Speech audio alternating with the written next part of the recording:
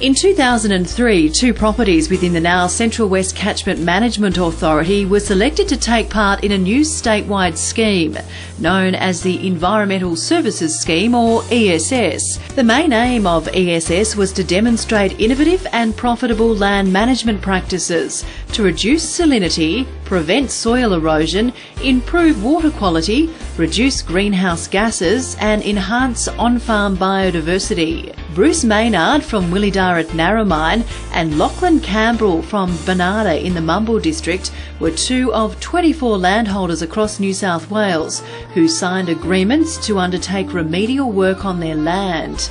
The ESS aimed to investigate how landholders can sustainably manage natural resources while retaining their property's primary production profitability. They were paid incentives to take part.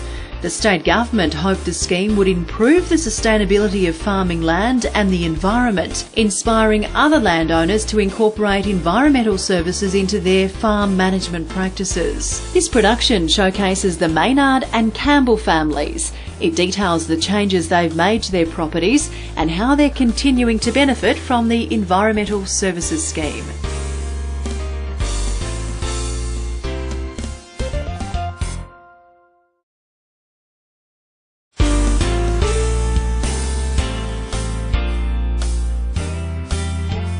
Lachlan Campbell runs Banada and Easterfield at Mumble. The 662-hectare family farm Banada joins the 208-hectare Easterfield farm, which the family bought in the late 1990s. We were originally looking to dramatically change the way we managed our landscapes, which inherently are very brittle. We've got a lot of salinity in this country, and a couple of the members of at that stage, Conservation and Land Management approached us and thought that it would probably be a good opportunity to start some rotational grazing on this site. The family also wanted to restore the land's perenniality. The way we were running our properties, which was primarily set stock, wasn't doing that.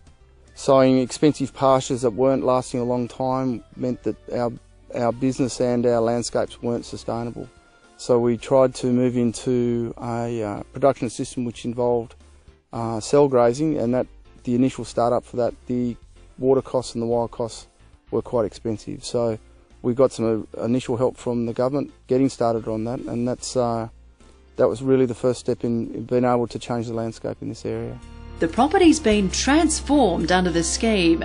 Focus was placed on improving the management of perennial pastures by employing strategic grazing, erecting fencing, pipelines and putting in stock troughs. In addition, salt-tolerant and perennial pastures were established. Traditional fencing is very expensive in this case and wasn't necessary. What we were looking for was electric fencing, and we've put up around about the better part of 40 kilometres, which the ESS program has definitely made a big difference in helping us get there very quickly as well. So an infrastructure with water and wire, which we would have budgeted on taking 10 years, has probably been done in the better part of 14 months. The Campbells needed to put in 13 kilometres of pipelines and 20 stock troughs. ESS funding has really helped in starting up the water program. We had to relay, we didn't have enough water. The infrastructure, the traditional troughs and dams weren't going to carry the delivery of water we needed to large numbers of animals. The moment you get ground cover in this area, we weren't getting any runoff into the dam, so we had to replace essentially a pretty poor infrastructure anyway with bigger piping and larger water troughs, and that's allowed us to step into a more controlled way we manage our landscape. Lachlan says rain events that create runoff on his Easterfield property can dump up to 5 semi-trailer loads of salt directly into Burrendong Dam. He's tried to take steps to slow the runoff leaving the property and improve water quality. We've managed to slow that down. We've managed to slow the runoff down. We haven't managed to lower the water tables, but at the same time we've got incredible production off those areas anyway. So what was originally salt-scalded areas have turned into almost a natural irrigation system because of the perenniality. So we don't view our high water tables as almost a death sentence to the landscape. It's actually an opportunity for us to increase our carrying capacity. The Campbell's original plan was to plant more than 150 hectares of perennial and salt-tolerant pastures on at-risk areas. We haven't sown any probably in the last 5 years because the native perennials have actually filled in the gap. So we don't have a feed gap and we don't have empty wallets trying to sow pastures that prior to that would have only lasted 2 or 3 years anyway. The Mumble properties have experienced big environmental benefits as well as changes in the quality and quantity of pastures. The native perennials have allowed the family to increase carrying capacity and survive the drought. We've got warrego summergrass, which we never had. We've got microlena, which we never had. We've got tall wheatgrass that's taken in and started to restore a lot of the very badly scalded areas. We've got more bird life. We've got trees that are regenerating without me having to grow and go in there and plant them. So there's been a lot of changes that we didn't budget for that have just turned up. Lachlan admits at the time of signing the ESS contract he saw it as a great challenge, but he says the great results have come from pushing the boundaries. They've allowed me to take what was an area which took a lot of nurturing, an area which I was quite worried about for a long time. We bought a property which, when we originally bought it, we were quite concerned we'd actually bought something that wouldn't deliver what we expected in terms of landscape management and carrying capacity. Now we've got a situation where I'm running one mob. It's taking me basically 1 hour a day to move them. It's allowed the people in my business to go off and either expand the business or pursue other interests and be more involved in our family. So I don't think there's I don't think it can be contained to just one element of what we do. It's allowed me to spend more time with my children. That in itself's been a fantastic outcome. There's been great interest in the Campbell's work. In 2005, at the peak of the extension work, 3,000 people visited the properties. The ESS program has pushed us, and we've pushed the ESS program, and the results speak for themselves. We couldn't be more delighted to have been involved. And we went out and started taking photos back in November of 2002, and it still takes my breath away to see the changes we've got as a result of the greater diversity, the greater quality of feed, and also the bulk of feed. We've got greater opportunities to take on stock when other people are selling, and we've got photos that have tracked those last 6 years of changes to prove that our management is actually standing up to the rigours of climate as well.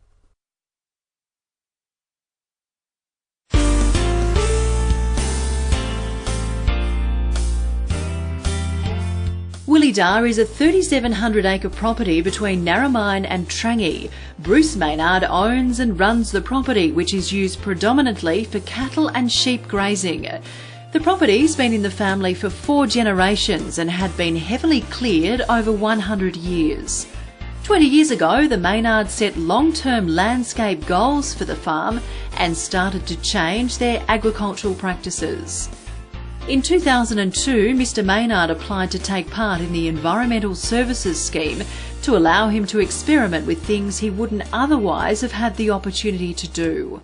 I thought it was an exciting opportunity to test out and see if there were going to be the possibilities of payments for environmental services in the long run, not only just as an extra income stream, but as a little bit of a reward for the fact that whenever you do natural resource projects, it isn't just an addition to productivity. There is always a little bit of a cost, even if it's just in time-wise. This is how Wily Dar used to look: the occasional scattered paddock tree, open countryside and flat terrain. Bruce wanted to return the land to its natural functioning and cycling while still making a living from the property. We wanted to put further layers in the landscape, that is layers of vegetation, predominantly shrubs initially, but also establish other avenues of trees. And the whole idea is to make the natural function of the property work closer to what it may have originally been like before settlement. The property plan involved improving management of perennial pastures through strategic grazing and electric fences, as well as saltbush and environmental plantings. As part of that, we planted over a couple of 100,000 saltbush and direct seeded a number of trees, probably in the order of 30 or 40,000 trees are established here, and other shrub species. We also put some special attention on some ephemeral wetland areas where we've tried to add to the biodiversity, with the whole aim of the situation being that we really add a lot to the biodiversity here while also ramping up the production. The scheme also allowed the Maynards to experiment with different patterns of saltbush plantings. So we've experimented with various different alleyway concepts, some squares, some herringbones, some triangular patterns, and then also moving on to concentric circles and spiral patterns.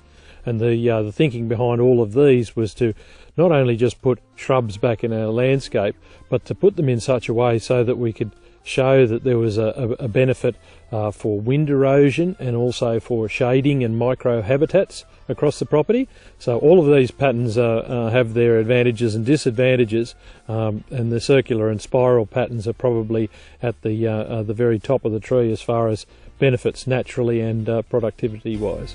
On the production side, the saltbush has allowed the farm to flourish during long periods of drought, which enables us to go through these hard drought times, still knowing that we've got some production happening all the time, even long after the grasses have stopped growing due to lack of moisture. As for grazing practices, the families completed further subdivisions along land class and land type varieties. This has added to our ability to handle the very long drought that we are still in, and it's meant that we can tread a bit lighter but still maintain an equivalent level of production off those areas. And all the work has paid off. The Maynards say their land now looks like a different property. Our property now looks a lot more complex in terms of the different species of vegetation and also the structure above ground. It's not just mainly grasses driven now, it's also got a lot of shrubs and trees coming along as well. So all of that's going to add to not only the productivity but also to the connections through the landscape, allowing all sorts of organisms, large and small, to move through. We do expect to see more change over the next 5 years as a result of the program. Nothing with shrubs or trees is necessarily fast as far as benefits go, but it pretty much immediately we could start to see some things happen. Some of the very noticeable things are the number of small birds that we have resident on the property, and even some of the larger animals. We have swamp wallabies and things like that are now resident here when they used to only just move through occasionally. Nowadays, the Maynards showcase their property and the changes they've made during frequent farm visits. People from near and far are interested in the work, and the results keep speaking for themselves. As time has gone on, the contrast between here and other comparable properties becomes larger, so it's easier for people to see what the benefits are. We hope that by being involved and also spreading the lessons over time too of what has worked well and also what hasn't worked so well, to the broader audience, can give this program a wider reach than just the physical works that have happened on our place and other people's places. The Maynards are delighted with their new land management and way of thinking. Bruce says he's glad he was selected to take part in the scheme. I think the ESS scheme was a very brave attempt by the government at that stage to try something that was a little bit out of the ordinary, and we were very, very fortunate to have the opportunity to join in with that. And I think it might help in of itself to provide an example for further schemes in the future, where farmers might not only be rewarded for their efforts in actual economic sense, but what environmental services they do provide to the wider community. The success of the Environmental Services Scheme came from individual landholders, as well as ongoing support from agency staff involved in the innovative project. If you'd like more information about how to incorporate environmental services into your property, please contact the Central West Catchment Management Authority.